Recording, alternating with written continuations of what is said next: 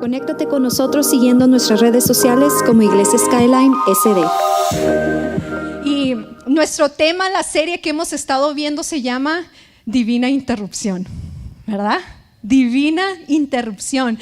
Y ahora el tema de hoy le agregué su palabra y tu respuesta, porque siempre hay una divina interrupción en tu vida, siempre va a haber algo que te va a acercar a Dios. Y Jonás estaba viviendo divinas interrupciones en sus vidas. Y si vamos a Jonás 3, versículo 1 al 5, dice: la palabra del Señor vino por segunda vez a Jonás. Anda, ve a la gran ciudad de Nínive y proclámale el mensaje que te voy a dar. Jonás se fue hacia Nínive y conforme al mandato del Señor. Ahora bien, Nínive era una ciudad grande y de mucha importancia.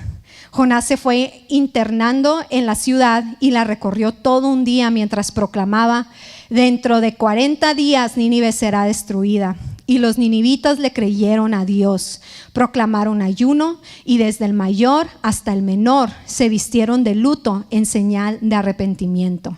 Ahora ya vemos que otra vez Dios le vuelve a hablar a Jonás, pero ahora sí se va hacia Nínive, ¿verdad? Porque en el capítulo 1, versículo 1 dice: la palabra del Señor vino a Jonás, hijo de Amitai.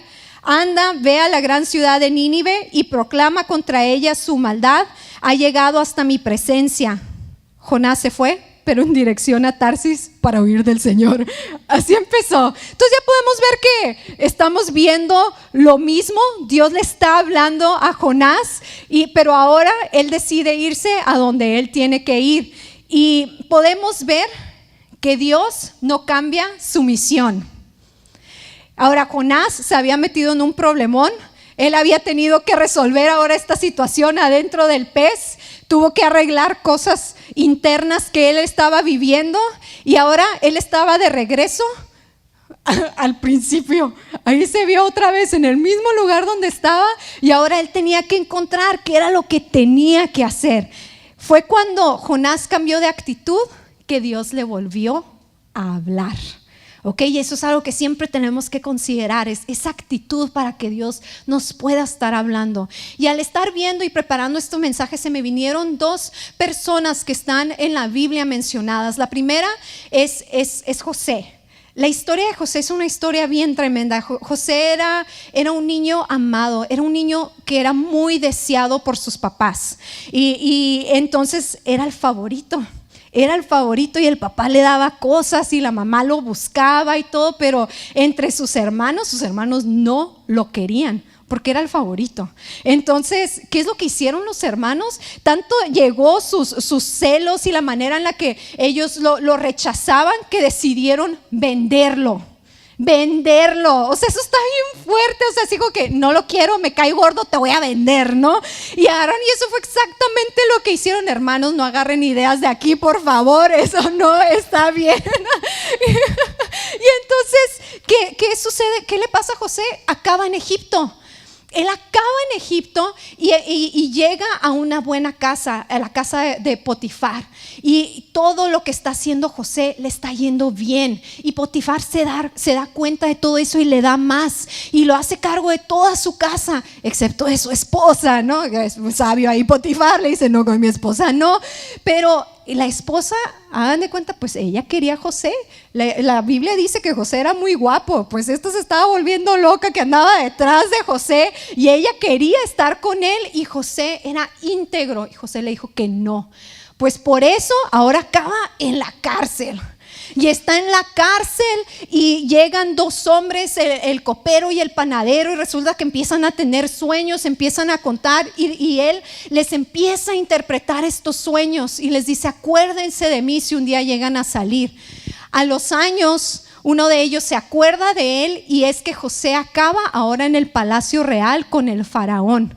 Ahora, podemos ver cómo la vida de José parece que se está yendo peor, no se está poniendo peor. Había empezado bien, pero después de ahí lo venden, acaba en la cárcel, ¿no? Y como que son muchos años los que pasaron ahí. Pero él tenía un propósito.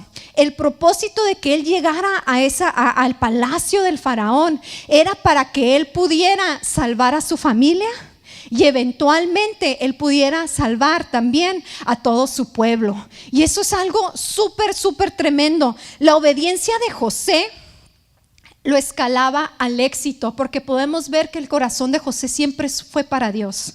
Todo lo que él hacía siempre era para Dios. Y cuando uno es obediente a lo que Dios te está pidiendo, tú entras bajo autoridad, ¿ok? Entonces, cuando tú eres obediente es porque tú estás siguiendo la instrucción que alguien más te dio. Entonces, cuando tú estás bajo autoridad, viene favor a tu vida, pero cuando tú estás bajo la autoridad de Dios, entra bendición a tu vida, viene favor a tu vida y viene poder. Y eso es algo que debemos de reconocer, porque cuando nosotros obedecemos a Dios, las cosas que nosotros hacemos nos van a salir bien, porque estamos bajo la autoridad de Dios. Y eso era algo que José entendía muy bien. Ahora vamos a ver la vida de Abraham. Abraham fue un hombre que también siempre amó al Señor, pero el deseo de su corazón era tener un hijo con su esposa Sara. Esperó años y años y años y hasta que nace Isaac. Y cuando nace Isaac, a los años, ¿qué es lo que hace Dios? Se lo pide, le dice: ve y sacrifica a tu hijo. Y esto es algo súper tremendo, porque ¿saben qué hizo Abraham? Su corazón estaba tan cerca al Señor que al siguiente día en la mañana él se levantó y empezó a subir ese monte para sacrificar a su hijo. Y quiero que vean qué fue lo que Dios le contestó, porque él ya estaba a punto de hacerlo y el ángel del Señor le pone un alto a Abraham y le dice: no lo hagas. Y le dice: ¿cómo has hecho esto y no me has negado a tu único hijo? Eso es obediencia, ¿verdad? No me has negado a tu único hijo. Juro por mí mismo, afirma el Señor, que te bendeciré en gran manera y que multiplicaré tu descendencia como las estrellas del cielo y como la arena del mar. ¡Wow! Además, tus descendientes conquistarán las ciudades de sus enemigos. Puesto que me has obedecido, todas las naciones del mundo serán bendecidas por medio de tu descendencia. ¡Wow! Todo porque él fue obediente. Fue obediente. Él no se puso a pelear con Dios. Yo ¿qué hubiera hecho si a mí me hubiera pedido eso? Yo primero me hubiera tardado meses, porque aquí siempre, a mí me tarda en caer el 20. Yo soy media lenta, en cosas, las hago, pero me tardo en hacer cositas, ¿no? Y yo me hubiera puesto a pelear con Dios. Y muchas veces eso es lo que hacemos, nos empezamos a dudar, queremos razonar, queremos hacer las cosas y nos ponemos a pelear con Dios. El segundo punto es: no te pelees con Dios. No te pelees con él. Jonás se estaba peleando con Dios. Él dice: yo no quiero eso. Llegó el momento donde ya él tenía un llamado y dijo: no, yo no quiero ir a Nínive, yo me voy a ir a Tarsis y yo lo voy a buscar. Y él se estaba peleando con él, pero él tuvo que vivir varias situaciones. Jonás tuvo que enfrentarse a lo que él traía en su corazón en la panza de un pez, y ahí él tuvo que procesar todo lo que estaba viviendo. Y después aprendió en esta ocasión, y ahora sí hizo lo que tenía que hacer. ¿Cuántas veces nosotros le hemos dicho al Señor: heme aquí, envíame a mí? Muchas veces se lo hemos dicho. Yo me empecé a acordar desde jovencita. Yo recibí a Cristo a los 14 años en mi corazón, y desde ese momento yo quería que me usara, pero llegaban esos momentos y las piernas me temblaban, me ponía todo nervioso, me ponía mala del estómago, o sea, todo me pasaba, ¿no? Y yo no lo quería hacer porque mis nervios me agarraban y no podía avanzar yo. Pero ¿sabes qué? Cuando tú eres escogido, o cuando tú le das tu palabra a Dios, las cosas van a suceder de una manera u otra, por las buenas o por las malas.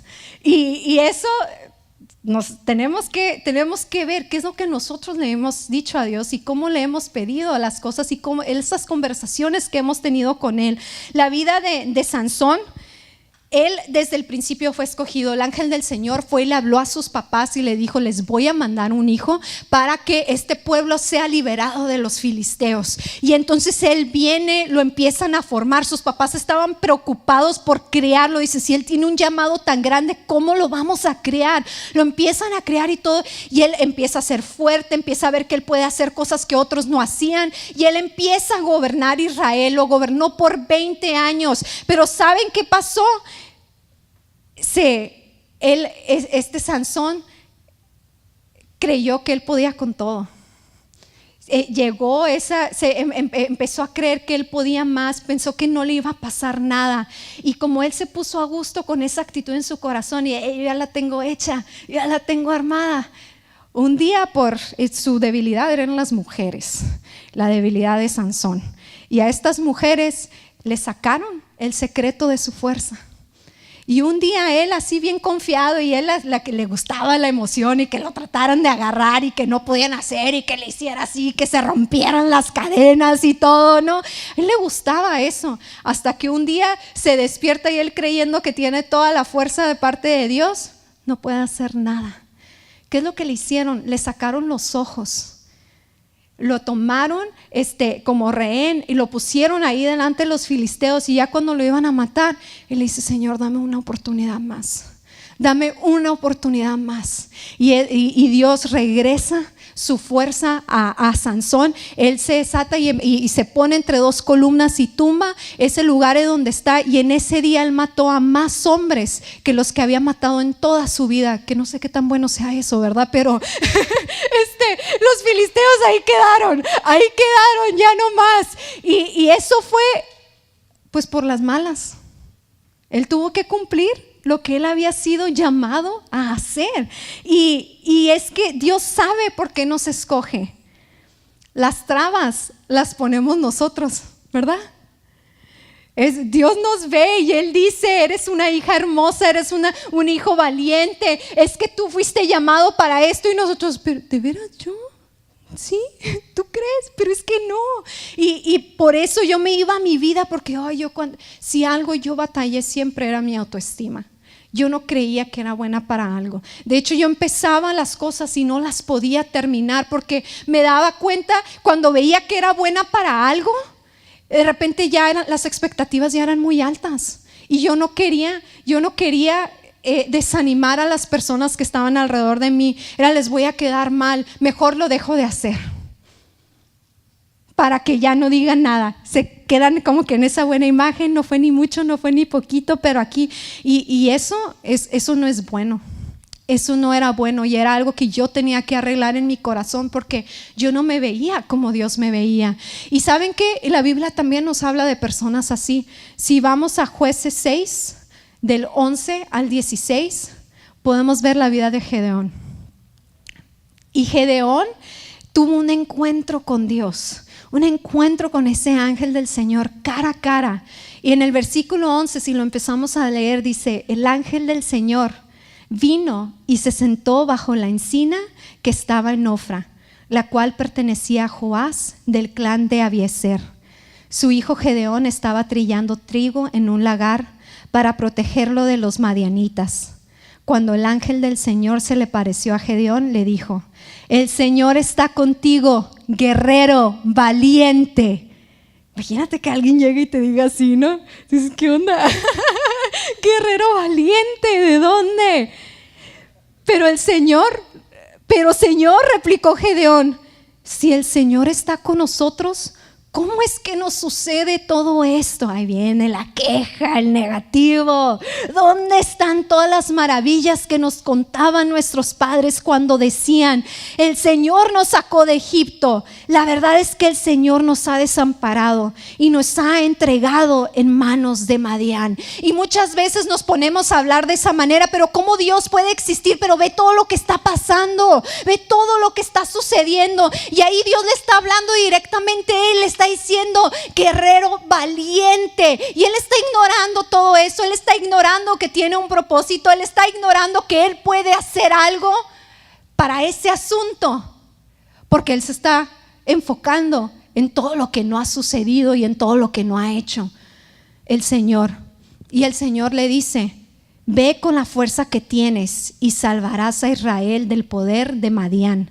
Yo soy quien te envía. Pero Señor, objetó Gedeón, ahí vamos otra vez, ¿cómo voy a salvar a Israel? Mi clan es el más débil de la tribu de Manasés y yo soy el más insignificante de mi familia. El Señor respondió: tú derrotarás a los madianitas como si fueran un solo hombre, porque yo estaré contigo. Qué tremendo, ¿verdad? ¿Cuántas veces tú has tenido un encuentro así con Dios? Donde se te está acercando y te está diciendo: guerrero valiente.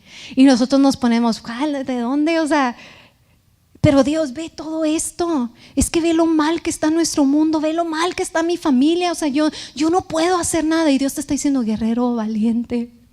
Guerrero valiente, guerrero valiente. Y a nosotros no se nos prende el foco. Queremos que otros lo hagan. Queremos que otros se levanten, que otros arreglen el asunto, y regresamos a Jonás. Es: aviéntenme ustedes, ¿no? Yo no lo voy a hacer, es: aviéntenme ustedes. Queremos que los demás lo hagan. Pero nosotros, que hemos sido llamados a ser esos guerreros valientes, no le creemos al Señor.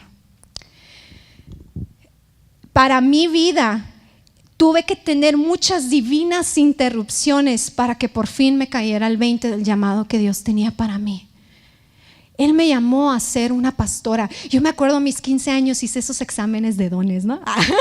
Y me salió manualidades y yo dije: ay, yo sí, soy muy buena para hacer cositas, soy muy buena para dibujar eso. Ay, qué bonito, ese sí me gusta, ¿no? Y de repente me sale sabiduría y yo, pues bueno, a los 15 años, ¿qué tan sabia puede ser? No sé, dije eventualmente, no, a ver, no sé qué pasa ahí con eso. Pero mi otro me salió pastorado y yo dije: ay, claro que no. ¿De dónde? ¿Cuál? O sea, y les he contado la historia. La primera pregunta que le hice a David es: ¿tienes pensado ser pastor? Porque si sí, tú y yo, nada que ver. Yo no quería tener la vida de pastor. Yo había visto muchas cosas, yo no quería ese tipo de vida. Y yo decía: hablar en público, jamás lo voy a hacer. Nunca, pero nunca. Y Dios, ¿verdad? Así como que, sí. Y es que nosotros dudamos de nosotros mismos, pero Dios no duda de nosotros. Él sabe exactamente lo que depositó en ti. Él sabe, Él te formó, Él te hizo y dijo: ella va a ser perfecto para esto. Ahora es cuestión de que nosotros dejemos de poner esas trabas y realmente demos ese paso adelante. Y por eso entender lo que la obediencia implica es clave para que nosotros salgamos adelante, familia. Porque tú sabes que no lo estás haciendo en tus fuerzas. Sabes que Dios lo va a hacer. Sabes que Dios va a proveer. Sabes que Dios te va a dar las palabras. Sabes que Dios va a arreglar todo. Y tú nada más estás haciendo lo que tú tienes que hacer. Y eso es nuestro Padre. Eso es nuestro Padre. Yo soy una pastora. Y yo he sido escogida a anunciar las buenas nuevas, a hablarle a los demás acerca del amor que Dios tiene para cada uno de nosotros. Y es un privilegio el llamado que me dio. Y es a través de Jesús, a través del Espíritu Santo, que yo lo puedo hacer. Pero saben que también soy mujer. Y otras personas lo pueden ver como un impedimento. Otras personas lo pueden ver como un estorbo, pero Dios dijo: para que ella lo haga, ella tiene que ser mujer. Y por eso yo la voy a enviar y ella lo va a hacer. Y ahora creo de todo corazón en el propósito que Él tiene para mí. Y así tú debes de creer en el propósito que Dios tiene para ti, porque Dios se tomó su tiempo en crearte y Él dijo: yo necesito que María esté ahí. Yo necesito que Santiago esté con ella. Y yo necesito que ellos se levanten y que ellos hagan y que acudan y que ellos respondan al llamado que yo tengo. Y con cada uno de nosotros así Dios nos ve con ese amor. En la Biblia dice que Nínive era una ciudad grande y de mucha importancia. La semana pasada les platiqué todo lo que Nínive ha hecho, ¿no? Desde inventar los cerrojos de las puertas, desde hacer el primer correo, ¿no? Donde se enviaban cartas, también organizaron el gobierno, hicieron cosas muy grandes. Y ahí la Biblia dice, era una ciudad grande y de mucha importancia. Y esto es Nínive, los más violentos, las personas más horribles que atacaban y deshacían a cualquiera de sus enemigos. Obviamente uno se enfocaba más en lo malo que en lo bueno, ¿verdad? Entonces nadie quería meterse con Nínive, pero la Biblia dice que era una ciudad grande y de mucha importancia. Así como Nínive fue importante, cada uno de nosotros es importante y tú le puedes poner tu nombre ahí. Brisa era grande y de mucha importancia. Javier era grande y de mucha importancia. Y así tú le pones y tú ves como Dios le pone valor a tu vida. Tanto valor le puso que envió a su único hijo a morir por ti y por mí, porque somos tan valiosos para Él. Nínive tenía potencial para bien, pero estaban cegados por el mal. ¿Cuántas veces hemos visto nosotros amigos, familiares y decimos, no, a él no lo invito a la iglesia, es que él como que no está listo?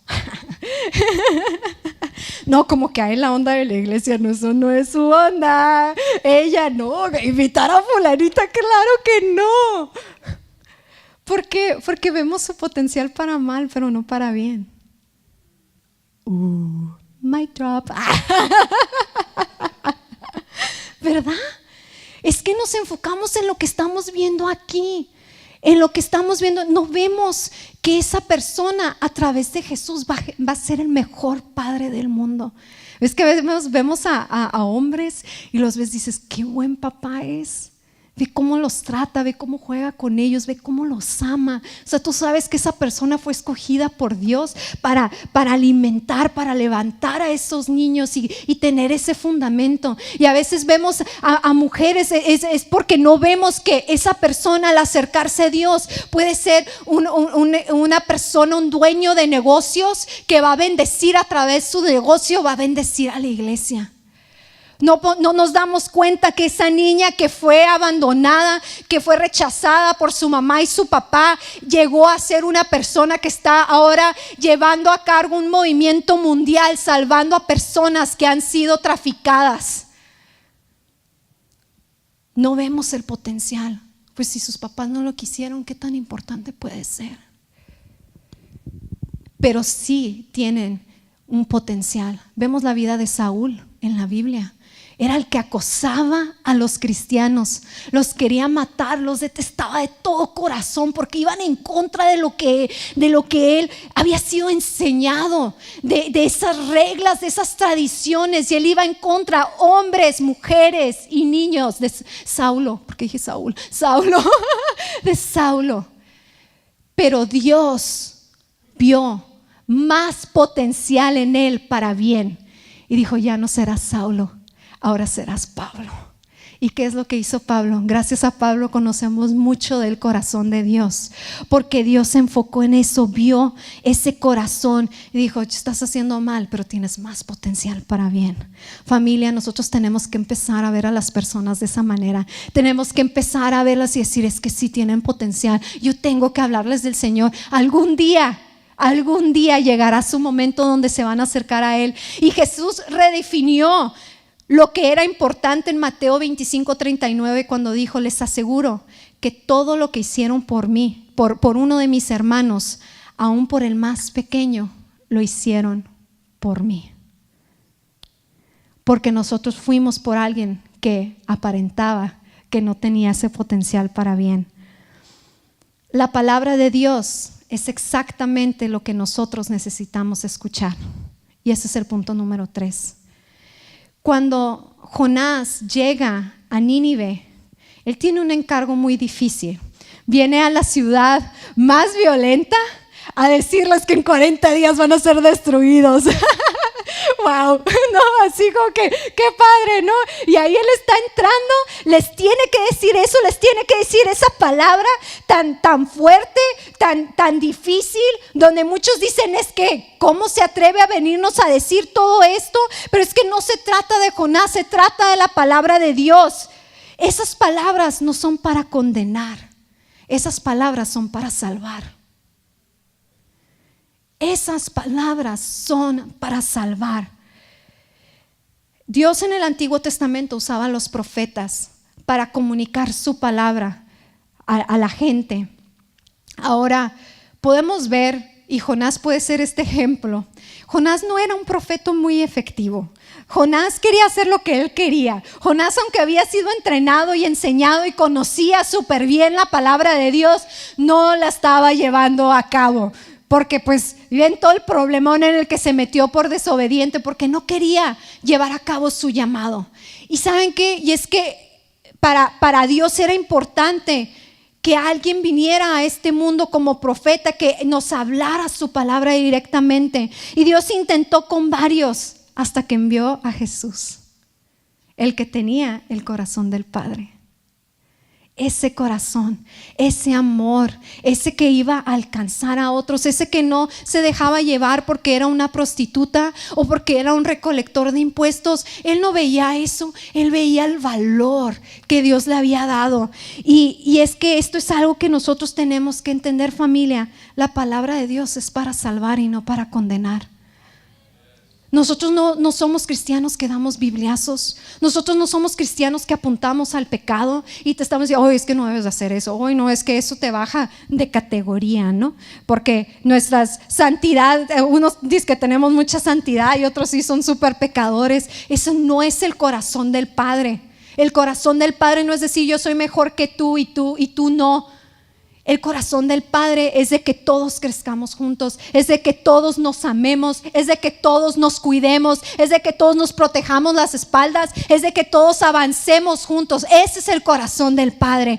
Y por eso dice la palabra que en eso conocerán que son mis discípulos, en el amor que se tienen los unos a los otros. Es ese potencial para bien que vemos en las personas. Es ese amor que cubre multitud de pecados. Es lo que nos hace que nos unamos y nos hace fuertes. Y es el corazón de Dios es tan precioso, que Él no quiere que ninguno de nosotros nos perdamos, que tiene que interrumpir nuestras vidas. Tiene que interrumpirlo para que nosotros lo volteemos a ver y nos recordemos que Él está ahí. Cuando Dios interrumpe tu vida es porque hay algo que tienes que confesar. Hay algo que tienes que cambiar. Hay algo que tienes que declarar. No fue hasta que Jonás dio una respuesta, la respuesta que Dios estaba esperando. Le dijo, cumpliré las promesas que te hice, le dijo Jonás. Y cuando Jonás dijo eso, Dios dejó de interrumpir su vida. Después de haber muerto Israel, el padre de José, los hermanos de José se pusieron muy nerviosos porque José ya tenía un alto mando en Egipto y dijo, ya se murió papá, nos va a matar a todos. Ahora sí va a decir, por lo que me hicieron, ustedes también mueren. Vean la respuesta que José les dio. No tengan miedo, les contestó José. ¿Puedo acaso tomar el lugar de Dios? Es verdad que ustedes pensaron en hacerme mal, pero Dios transformó ese mal en bien para lograr lo que hoy estamos viendo: salvar la vida de mucha gente. Wow. Salvar la vida de mucha gente. Debemos entender que cuando Dios interrumpe nuestras vidas es porque Él espera una respuesta. Él espera una respuesta de nosotros. Nuestra misión es salvar vidas, no es condenar. Es dar vida a través de nuestras palabras, es salvar a través de nuestras palabras. Y hay interrupciones donde nosotros nos vemos en esos momentos donde decimos, ¿qué es lo que voy a hacer? ¿Qué es lo que voy a hacer? Se me venía a la mente cuando yo decidí quedarme con David. Y fue un momento para mí, fue muy fuerte porque ha sido de los encuentros que yo tuve con Dios cara a cara. Como mi autoestima era tan bajo, yo creía mi nivel de lo que yo merecía en un hombre estaba muy bajo. muy, muy bajo. Y había un muchacho con el que yo salía de vez en cuando, pero pues las cosas no habían resultado muy bien porque él tenía una aquí en San Diego y me tenía a mí acá en Tijuana, ¿no? Allá en Tijuana. Y pues yo seguía media aferrada. Yo seguía aferrada y estaba ahí y él me buscaba y me buscaba. Obviamente mis papás no lo querían, ¿verdad? Pero él me buscaba y me buscaba. Y yo, pues bueno, es que ya cambió. Bueno, es que mira, ya me sigue. Lleva 6 meses hablándome y yo no salgo con él, ¿no? Y yo acá le daba, como que lo defendía. Entonces salí un par de veces con él. Y de repente yo a David lo conozco desde que yo tengo 12 años. Estuvimos en la secundaria juntos. No éramos amigos, ¿ok? Él era el nerdito y pues yo era la popular, ¿no? Entonces esos grupos nomás no van, ¿verdad? No se pueden juntar. Y entonces él, más que nada, yo sí trataba de ser su amiga porque yo era de esas de que dice que me juntaba con todos, ¿verdad? Pero él nunca. Un día fui a su casa y me cerró la puerta en mi cara así, y era así, ¿no? Él no quería nada conmigo, nada. Y entonces, para hacerles el cuento corto, un día llega y me invita a salir, después de que me había volteado la cara un par de veces, ¿no? Y yo así como que, ¿cómo me está invitando a salir? Y yo lo veía y él era bien diferente a mí, todo vestido de negro. O sea, esto eran a principios del 2000, grunge a todo lo que da, ¿no? O sea, traía las uñas pintadas de negro, o sea, era otro show.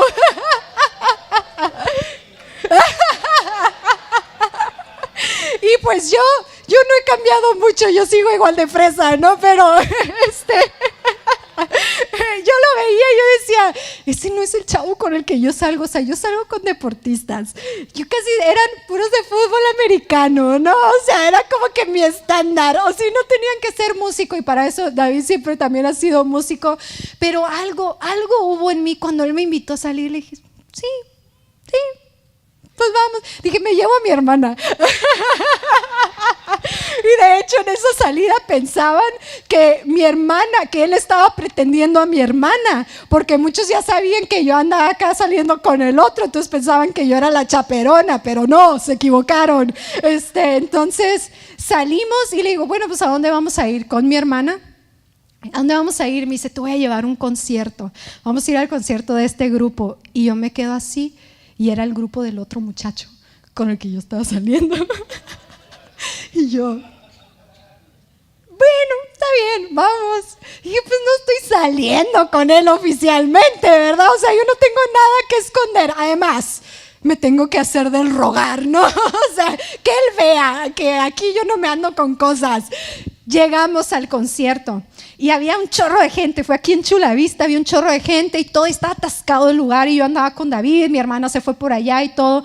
Y de repente yo me paro, estoy viendo el lugar, estoy viendo el concierto, estoy hasta atrás, soy la última.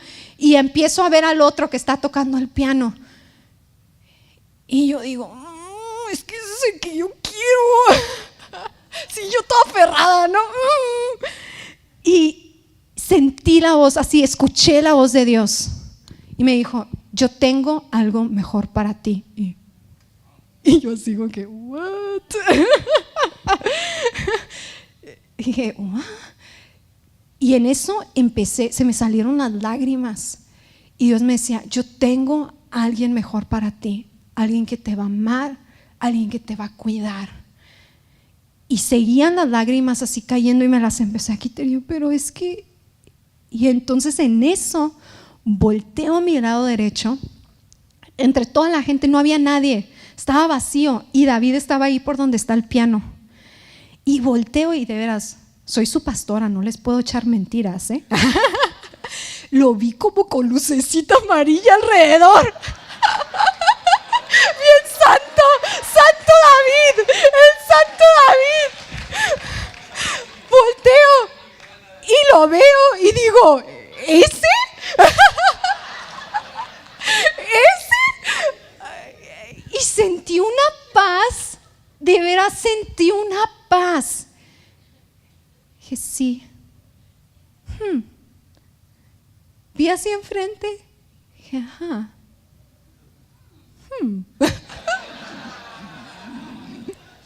Le hice así, porque no quería que me viera, ¿no? Que estaba llorando. Y empecé a caminar hacia este lado, ¿no?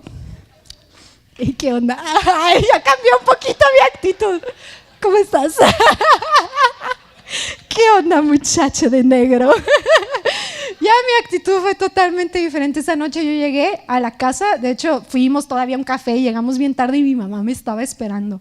Llega y se sienta en la cama y ¿cómo te fue? Y yo, con él me voy a casar. Y mamá, oye, pero nomás estuviste como 5 horas con él, me dice. Pero ¿cómo que te vas a casar con él? Yo, es él. No sé, no lo conozco, no lo amo, no sé qué fue, pero es que Dios me habló hoy. Yo sé que es él. Interrupciones divinas. Interrupciones divinas, porque en ese momento, familia, yo pude haber dicho que no. Yo pude haber dicho, no, pero ese es el que quiero. Esto es lo que yo quiero, eso es lo que yo quiero pensando en mí. Pero en ese momento estuve dispuesta a escuchar una interrupción divina y decir, hay otra posibilidad, me puedo ir por otro camino. Mi vida puede cambiar, mi vida puede ser diferente. Y por 14 años hemos estado casados, feliz. Y yo sé que es la mejor decisión que yo tomé en toda mi vida. Es un hombre que ama a Dios, es un hombre que me ama a mí, es un hombre que nos ama a nuestros hijos, nos da la mejor de la vida. Y ¿saben qué? Y como Él pone a Dios primero, viene bendición siempre a nuestras vidas. Esa interrupción divina es una respuesta que tú ahora le tienes que dar a Dios. Cuando Dios interrumpe tu vida es porque quiere que tú hagas algo diferente. Cuando Dios interrumpe tu vida es porque le vas a dar una respuesta. Jonás tenía que arrepentirse, tenía que ser obediente, Nínive tenía que arrepentirse. Ahora tú, ¿qué tienes que hacer? ¿Qué es lo que Dios te está llamando a ti a hacer? ¿Le tienes que entregar tu trabajo? ¿Te has estado aferrando a cosas? ¿Has estado haciendo las cosas a tu manera? ¿Tu familia? ¿La manera en que tratas a tu esposo, a tu esposa, a tus hijos? ¿Te has estado aferrando a tu manera? ¿Qué hay en tu vida que ahora tú tienes, que Dios te está confrontando y te está interrumpiendo y te está diciendo, hey, agarra la onda, yo tengo algo mejor para ti? Entra en bendición, entra en obediencia a este camino y te voy a enseñar cosas que nunca antes has visto. Vas a empezar a vivir cosas que jamás te hubieras imaginado. Familia, Dios no interrumpe por diversión. Dios no interrumpe porque quiere entretenerse con tu vida como los griegos pensaban acerca de sus dioses, ¿no? Dios es un Dios de propósito. Dios es un Dios que te posiciona. Él tuvo que interrumpir la vida de José porque lo tenía que posicionar en el palacio real para que salvara vidas. Él tuvo que interrumpir la vida de Abraham y pedirle lo que más amaba porque quería bendecir a futuras generaciones. Ahí estamos tú y yo. Ahí estamos tú y yo en esa bendición. Y porque Abraham reconoció, porque Abraham obedeció, tú y yo tenemos ahora vida. Tenemos esa bendición. Ahora, Dios es un Padre amoroso y hay veces que nos tiene que hablar fuerte y lo hace por amor. Lo hace por amor porque Él sabe que es lo mejor para ti. Y nos dice, no voy a dejar que tus planes prosperen porque tengo algo mejor para ti.